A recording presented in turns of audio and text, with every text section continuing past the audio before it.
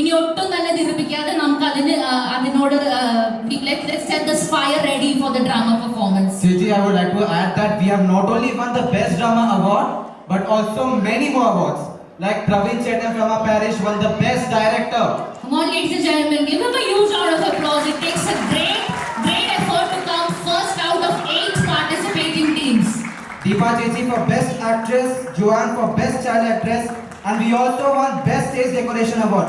Please give them a huge round of applause. Yes. Brilliant performances. The subject for this drama had to be some social issue. That was one of the rules of the drama competition, and they have done brilliantly well. So let us wait and watch the drama performance. This will take a few minutes for the stage to set, but I'm sure the wait will be worth it. Thank you so much. ഞങ്ങൾ വിനയ പുരസ്കാരം നിങ്ങൾക്ക് മുമ്പിൽ അവതരിപ്പിക്കുന്നു.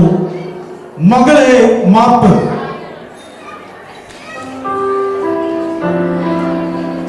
ഇത് ജീവിതമാകുന്ന വാടകങ്ങളും വർത്തമാനത്തിന്റെ ദുരന്തങ്ങളും ദുസ്സഹമായ ദുർനിമിഷങ്ങളും പതിയിരിക്കുന്നു ഈ കൊച്ചുമുറിയിൽ.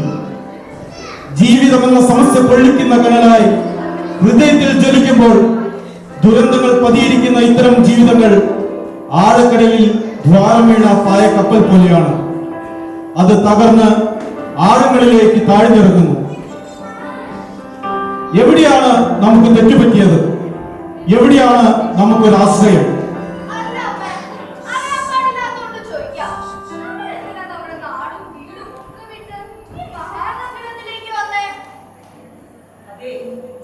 നിന്റെ അപ്പന്റെ അഭിമാനം അല്ല, ദുരഭിമാനം. കെട്ടിനടത്തി പൊട്ടിപ്പാളയതായി ഉണ്ടായിരുന്ന ഭൂമി എല്ലാം വിത്തുറച്ചു. എന്നാ പിന്നെ എന്റെ വീട്ടിൽ പോയി നിൽക്കാമെന്ന് വെച്ചാ ഏറ്റ സ്ത്രീകളെ കാശ് മുഴുവൻ തരാതെ ആ വീടിന്റെ പടി ചവിട്ടില്ലെന്ന വാശി. പിന്നീട് മക്കളുടെ ഒരു കൂട്ടുകാരൻ വഴി ഈ നഗരത്തിലൊരു ജോലി ശരിയായി കിട്ടിയപ്പോ നമ്മൾ ഇങ്ങോട്ട് പോകും.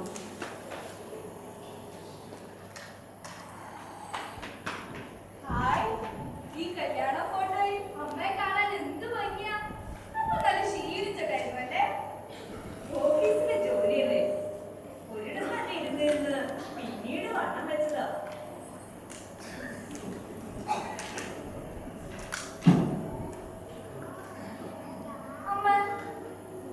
നാട്ടിൽ എനിക്ക് എന്തോരം കൂട്ടുകാരായിരുന്നു. ഇവിടെ എനിക്ക് ആരുമില്ല. ഒരു കുട്ടിക്ക് ഏറ്റവും അത്യാവശ്യം കളിപ്പാട്ടങ്ങളല്ല, അവർക്ക് കൂട്ടുകൂടാനും പങ്കുവയ്ക്കാനും ഒരു സഹോദരിയും സഹോദരനും ഒക്കെയാ. എനിക്കൊരു മാമയെ വേണം, ഒരു പെണ്ണ് മാമ. എനിക്ക് കൂടെ കളിക്കാൻ. ഞാൻ അവളെ കളിപ്പിക്കും, കുളിപ്പിക്കും, കണ്ണെഴുതും, നല്ല സുന്ദരിയാക്കും.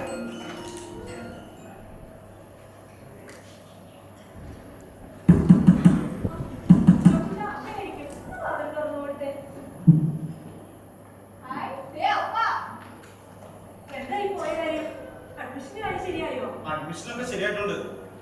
50,000 രൂപയാ ഫീസ്. ഓ, ഈ ചെലവൊക്കെ എങ്ങനെ വട്ടെത്തിക്കുന്ന എനിക്ക് അറിയാൻ പാടില്ലാത്ത.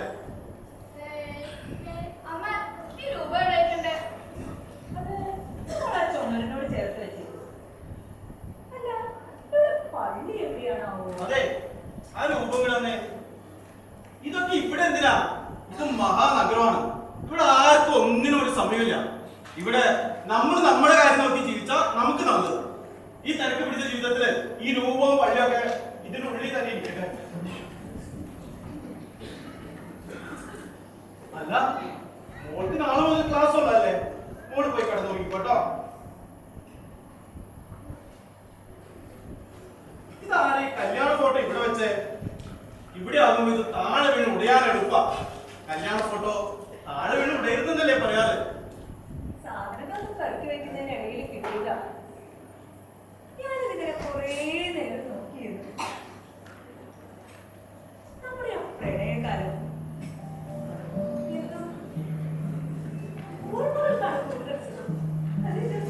അപ്പോഴേക്കും നിന്റെ ഒരു സ്വപ്നം കാണാൻ. ആദ്യം സ്വപ്നം കാണും, പിന്നെ ആ സ്വപ്നത്തെ സ്വന്തമാക്കുക. പ്രണയ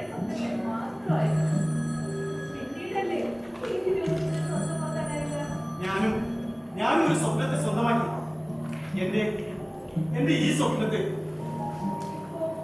ഇപ്പൊ എന്ത് തോന്നുന്നു? ഹാ, എന്ത് തോന്നാൻ എന്തൊക്കെയായാലും ആ പ്രണയകാലത്തിന് വല്ലാത്തൊരു സുഖം ഉണ്ടായിരുന്നു.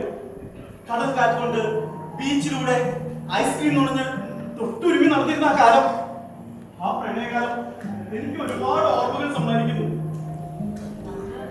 വിവാഹ കോഴ്സിന് പോയപ്പോ അച്ഛനെടുത്ത ക്ലാസ് ഓർമ്മയുണ്ടോ? ഒരുപാട് കുട്ടികൾ വേണമെന്ന്. ഇന്ന് നമ്മുടെ ജോക്കുട്ടിനും പറയാം അവർക്ക് കൂടെ കളിക്കാൻ ഒരു ഭാവയും വേണമെന്ന്. ഓ, നശിപ്പിച്ചു. എല്ലാ മൂടും പോയി. അച്ഛന്മാർക്ക് അതൊക്കെ പറയാം. സ്കൂൾ ഫീസ് കൊടുക്കുന്നേ ഞാനാ.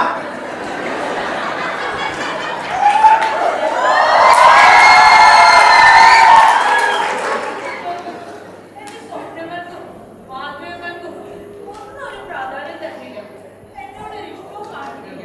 ഓ, അപ്പോഴേക്ക് പഴിഞ്ഞോ? ഞാനൊരു തമാശ പറഞ്ഞല്ലേ. എന്റെ ഏകാന്ത നിമിഷങ്ങളിൽ നിന്റെ ഈ മുഖം ഓർക്കുന്ന എനിക്കൊരു ആശ്രയം. ഈ കണ്ണുകൾ, ഈ ചുണ്ടുകൾ, കവിളിലെ അതേ മറക്കം.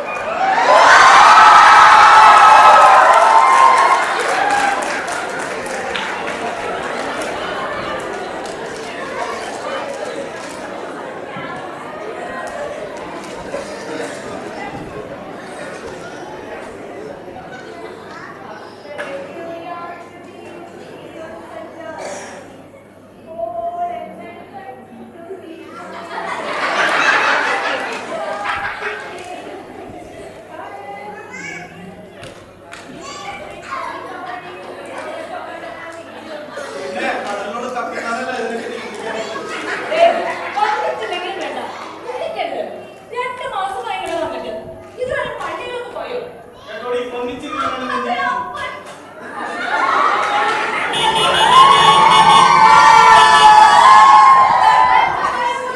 ഇനി എന്റെ ഓഫീസ് വരെ കേട്ടോ. എന്റെ പേഴ്സ്, എന്റെ ഐ ഡി കാർഡ് അവിടെ.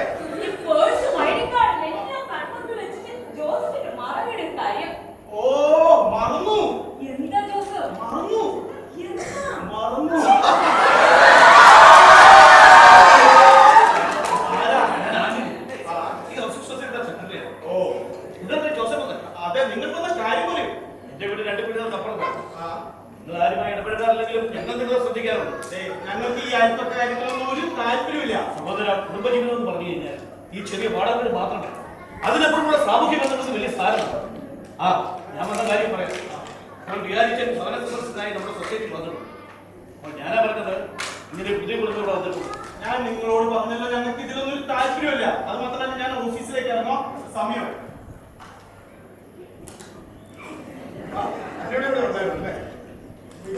അതെ അതെ. എന്താണ് പേര്? എന്റെ പേര് ജോസ്.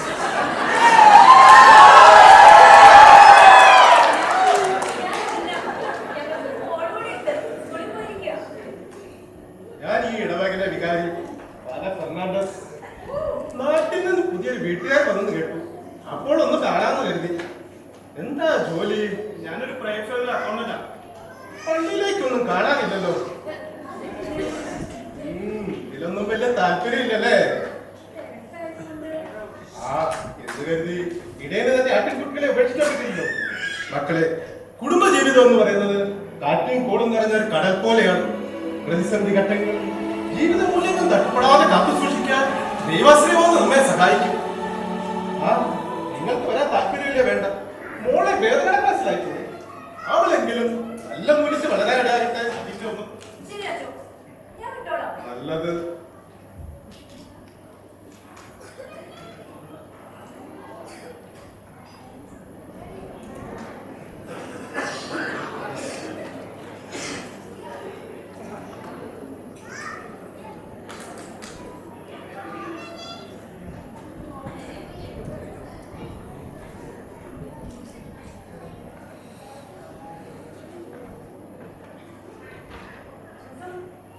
അച്ഛൻ വരുന്നു. ഏതാ പച്ചൻ? എന്ത്? അയാൾ ഇപ്പൊ ഇങ്ങോട്ട് വരുന്നേ? അടുത്തൊന്നും ഒന്നും പറഞ്ഞേക്കരുത്. ഞാൻ എന്ത് പറയണമെന്ന് എനിക്കറിയാം. നീ എന്നെ പഠിപ്പിക്കണ്ട. അല്ലെങ്കിൽ വേണ്ട, നിങ്ങൾ അപ്പച്ചനും മോള് എന്താന്ന് വെച്ചായിട്ടോ ഞാൻ ഇറങ്ങുവാ.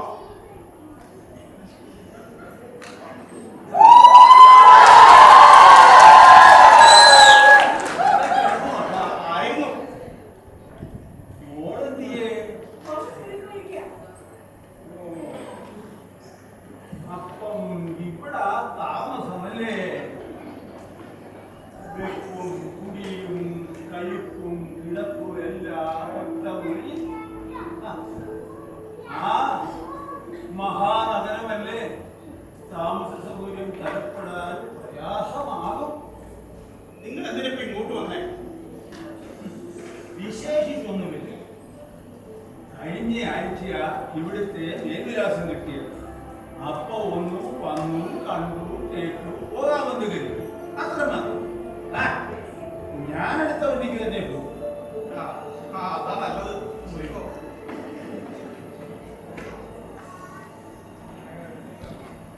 അല്ല, അഥവാ ഇവിടെ താമസിക്കണമെന്ന് പറഞ്ഞാൽ തന്നെ അതിനുള്ള സൗകര്യമുണ്ടോ? കഷ്ടിച്ച് രണ്ടാട്ടുകാരനെ സൗകര്യം പോരാ. നിങ്ങൾ ഇപ്പൊ ഇങ്ങോട്ട് വന്ന് ഞങ്ങൾ പരിഹസിക്കാനോ? ജോസഫ്, എന്റെ അപ്പച്ചനാണെന്ന് കരുതണ്ട. വീട്ടിൽ വന്നൊരു അതിഥി എന്ന നിലയ്ക്കെങ്കിലും പെരുമാറിക്കൂടെ? അവൻ പറയട്ടെ മോളെ, പറയട്ടെ. പറഞ്ഞ സ്ത്രീധനം മുഴുവൻ കൊടുത്തില്ല. അതല്ലേ അവന്റെ പരാതി. അതിന്റെ ദേഷ്യം അവന് തീർന്നു കാണത്തില്ല. ഇരിക്കണമെന്നില്ല. കഴിഞ്ഞതൊക്കെ മറക്കണമെന്ന് പറയാൻ വയ്യ. എന്നാൽ ഓർക്കുന്നത് കൊണ്ട് വിശേഷിച്ച് എന്തെങ്കിലും കാര്യമുണ്ടോ? നിങ്ങൾക്കിപ്പോ എന്താ വേണ്ടേ? മോളെ കണ്ടില്ലേ? സുഖവിവരം അറിഞ്ഞില്ലേ? ഞാൻ വന്നത് എന്റെ രണ്ടാമത്തെ മകളുടെ കല്യാണത്തിന് ക്ഷണിക്കാൻ. ഇവരുടെ അനുജത്തി സ്ത്രീധനം ഒന്നും വേണ്ട എന്നും പറഞ്ഞ് ഒരു കൂട്ടര് വന്നു. പക്ഷേ നല്ല സാമ്പത്തികമുള്ള വീട്ടിലെ ഞാനതങ്ങ് ഉറപ്പിച്ചു. നിങ്ങൾ വരണം. നീ ഒരു ജ്യേഷ്ഠന്റെ സ്ഥാനത്ത് നിന്ന് ആ കല്യാണം നടത്തണം. ആ വീടിന്റെ പടി ചവിട്ടില്ലെന്ന് സത്യം ചെയ്തവരാ ഞാൻ. ഇതിനു വേണ്ടിയാണ് ഇങ്ങോട്ട് വന്നെങ്കിൽ ഇനി അധികം സംസാരിച്ച് സമയം കളയുന്നില്ല. എന്നാൽ ഞാൻ ഇറങ്ങിയിട്ടുണ്ട്. ഇനിയും ഞാനിവിടെ നിന്നാൽ നിന്റെ ഭർത്താവിനെ ആക്കി പുറത്താക്കി നിങ്ങളെ ദേഷ്യം പിടിപ്പിക്കാൻ പോകുന്നുണ്ടോ? ജോസഫ്, എന്ത് പെരുന്നാളിത്? അത് സഹിക്കാനുള്ള ശേഷി നിനക്കുണ്ടാകും. എന്റെ കുട്ടി, നിന്നെ ഓർത്ത് ഞാൻ ദുഃഖിക്കുന്നു. നിന്റെ അപ്പച്ചനോട് ഇറങ്ങി പോകാൻ പറയും. ഞാൻ ഒഴിവാക്കി കാണിക്കും.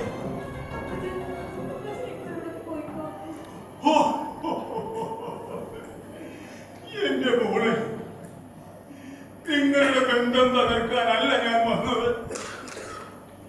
ഞങ്ങൾ നഷ്ടപ്പെട്ടു എന്ന ഒരു തോന്നൽ നിനക്കുണ്ടാകരുതെന്ന് കരുതി. മക്കളെ, ജീവിതം എന്നത് ബന്ധങ്ങളാകുന്ന കണ്ണികൾ കൂട്ടിക്കിടക്കിയ ഒരു ചങ്ങല പോലെയാണ്. അതില് ദുർബലമായ ഒരു കണ്ണിയുടെ ബലമാണ് ആ ചങ്ങലയുടെ ശക്തി. ഒന്നകന്നാൽ മതി ദുർബലമാകാം.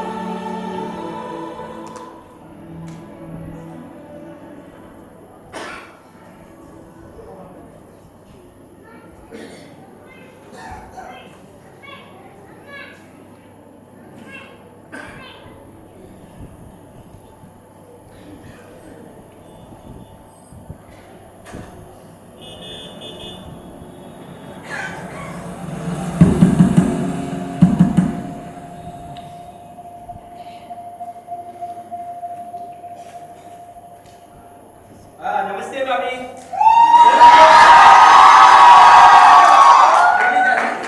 आज नहीं।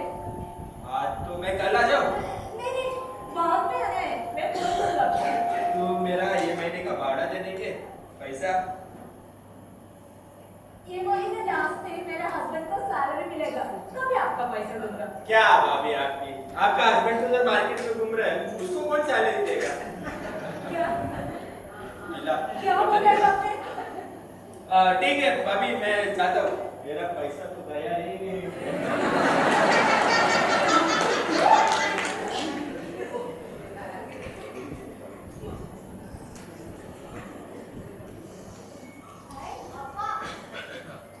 जो बड़ा नहीं पढ़तो वही करके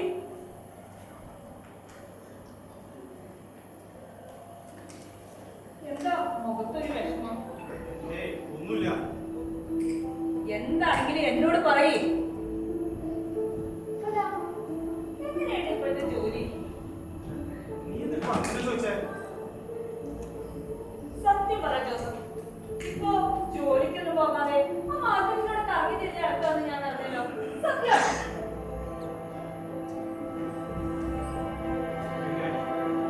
പിന്നെ ഞാൻ എന്ത് ചെയ്യണം? ഓട്ടോമേഷൻ, എല്ലായിടത്തും ഓട്ടോമേഷൻ. ഇനി ഞങ്ങൾ ചെയ്യേണ്ട ജോലികൾ റോബോട്ടുകൾ ചെയ്യും. അവർക്കാവുമ്പോ വിശപ്പില്ല, ക്ഷീണമില്ല, ശമ്പളവും കൊടുക്കണ്ട. എനിക്കൊന്നും മനസ്സിലാകുന്നില്ല. ഇനി എന്ത് മനസ്സിലാക്കാനാ? എന്റെ ജോലി പോയി. ജോലി പോയിരുന്നോ? എന്നിട്ട് എന്നോട് ഇതുവരെ പറഞ്ഞില്ലല്ലോ. ഈ കാര്യങ്ങൾ വിഷമിക്കുമെന്ന് എനിക്കറിയാം. അതുകൊണ്ടാ ഞാൻ നിന്നോട് പറയാതിരിക്കാൻ. അന്യൊന്നും വല്ലതല്ല. ആണോ ജോസഫ്? ഇക്കാര്യങ്ങൾ എന്നോട് കൂടി പറയാമായിരുന്നു. ഈശ്വരാ, എങ്ങനെ? എന്നാ നീ ഒന്ന് സമാധാനിക്കേ. ശരിയോ? ശരിയോ?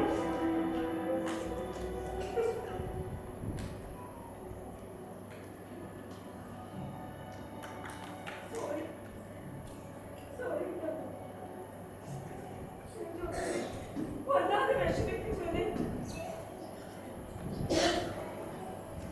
ഞാനൊരു കാര്യം ചോദിച്ചാ ജോസഫ് സമ്മതിക്കൂ? എന്താ നീ കാര്യം പറയും? ഞാൻ ജോലി കിട്ടിയാ പോയിക്കോട്ടെ. വേണ്ട, നീ ജോലിക്കൊന്നും പോണ്ട. നാട്ടിലെ പോലെ അല്ല ഇവിടുത്തെ അവസ്ഥ.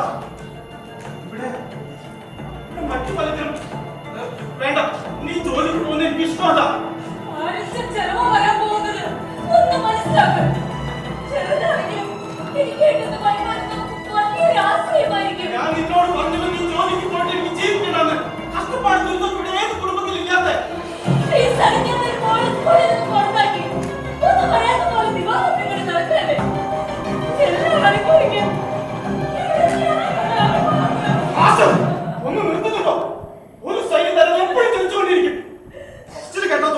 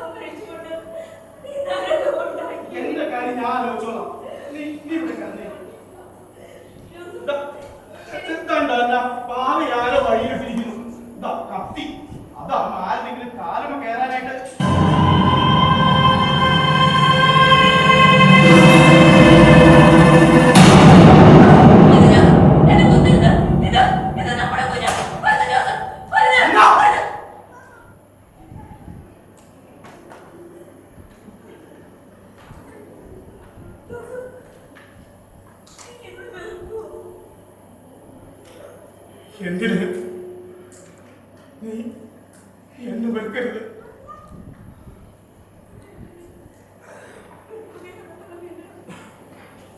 ഞാനല്ലേ മറച്ചു വെച്ചത്? അല്ല, എനിക്കറിയാമോ, ഞാനത് അറിഞ്ഞിരുന്നു. എന്നാൽ ഒരിക്കൽ കൂടി ഒരു അച്ഛനാകാൻ എനിക്ക് ധൈര്യമില്ലായിരുന്നു.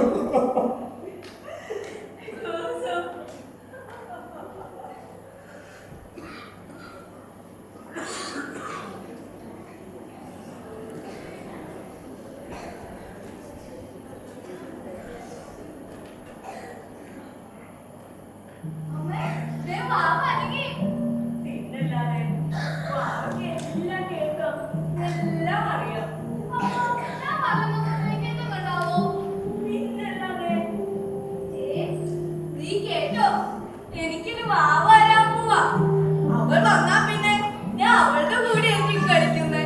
അവളെ കളിപ്പിക്കും, കുളിപ്പിക്കും, കണ്ണേതും അത് സുന്ദരിയാക്കും. അപ്പോ നീ പെടുന്നത് കേട്ടോ, നിന്റെ സ്ഥാനത്ത് പിന്നെ അവളായിരിക്കും.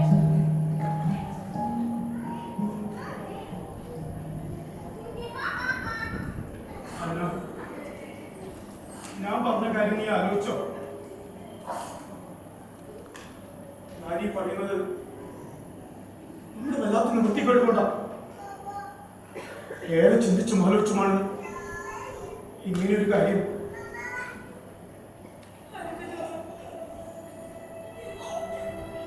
ഞാനൊരു അമ്മയാണ്. എന്റെ വയറ്റിൽ വളരുന്ന ഈ കുഞ്ഞു ജീവിതത്തിൽ ഓരോ അനക്കവും അറിയുന്ന ഒരമ്മ. അതിന്റെ ഹൃദയപ്പെടുമ്പ് പോലും എനിക്ക് കേൾക്കാം.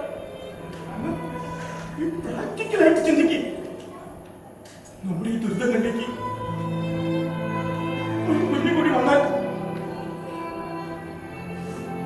ഞാൻ മനസ്സിലാക്കുന്നുണ്ട്. പക്ഷേ എന്റെ മനസ്സ് പറയുന്നു അരുതെന്ന്. എന്റെ മനസ്സാക്ഷി അതിന് സമ്മതിക്കുന്നില്ല.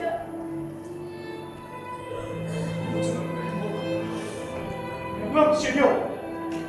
അന്ന് എല്ലാം നല്ലതിനായിരുന്നു എന്ന് മനസ്സിലാവും. ഇപ്പൊ നമ്മുടെ മുമ്പിൽ വേറൊരു വഴിയുമില്ല.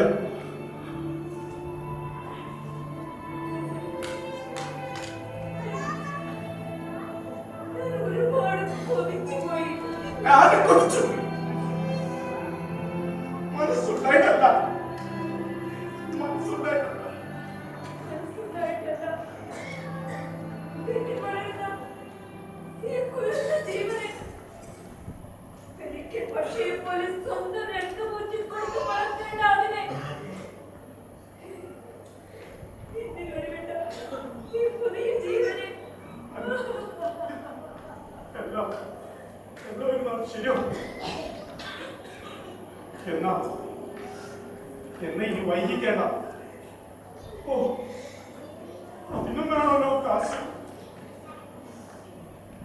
ആ, വഴിയുണ്ട്. അപ്പാ! എന്റെ വയറ്റിൽ വളർന്നത് ഒരു ജീവനാണ്. എന്നെ പോലൊരു ജീവൻ. കാറ്റഗറിസം ക്ലാസ്സിൽ നോ ലൈഫിനൊരു ക്ലാസ് ഉണ്ടായിരുന്നു. അവിടെ പറഞ്ഞത് ഞാൻ ഓർക്കുന്നു. ഓരോ കുട്ടിയും അമ്മയുടെ ഉദരത്തിൽ വയ്ക്കപ്പെടുമ്പോൾ സ്വർഗം കരയും. മാലാഖമാർ അവരെ കൊണ്ടുപോകാൻ വരും. എന്നിട്ട് ചൊല്ലും, ആയുധം കൊണ്ടാടി വയറുന്നിടുകയെ പിളർന്ന് അവർ നിന്നെ വലിച്ച് പുറത്തിട്ടപ്പോൾ നീ മുക്കൽ കൊടിയിൽ മുറുകെ പിടിച്ചു. പുഴയും നിലാവും കിനാക്കണ്ട കുഞ്ഞിക്കണ്ണുകൾ നീ ഒന്നുകൂടി തിരികെ അടച്ചു. മാലാഖമാർക്ക് മാത്രം കേൾക്കാവുന്ന നേരിയ ശബ്ദത്തിൽ നീ അമ്മയോട് വിട ചോദിച്ചു. വിട, നിന്നെ പിറക്കാൻ അയക്കാത്ത ലോകത്തിൽ എനിക്കും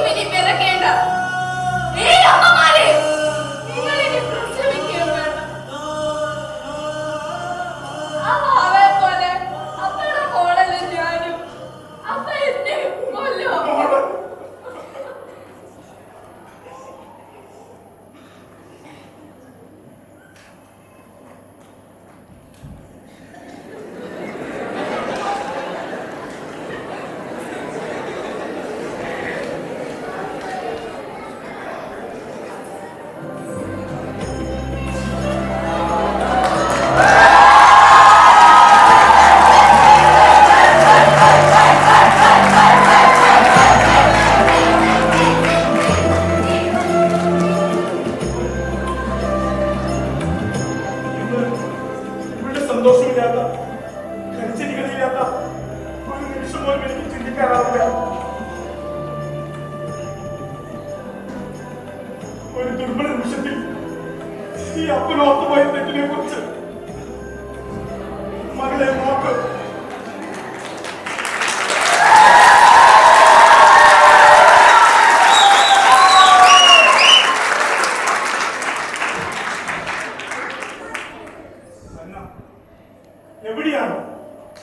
എവിടെയാണ് നമുക്ക് തെറ്റുപറ്റിയത്? ജോസഫ്, ദാമ്പത്യം എന്നത് ആഴക്കടലിൽ പായ്ക്കപ്പെടുന്ന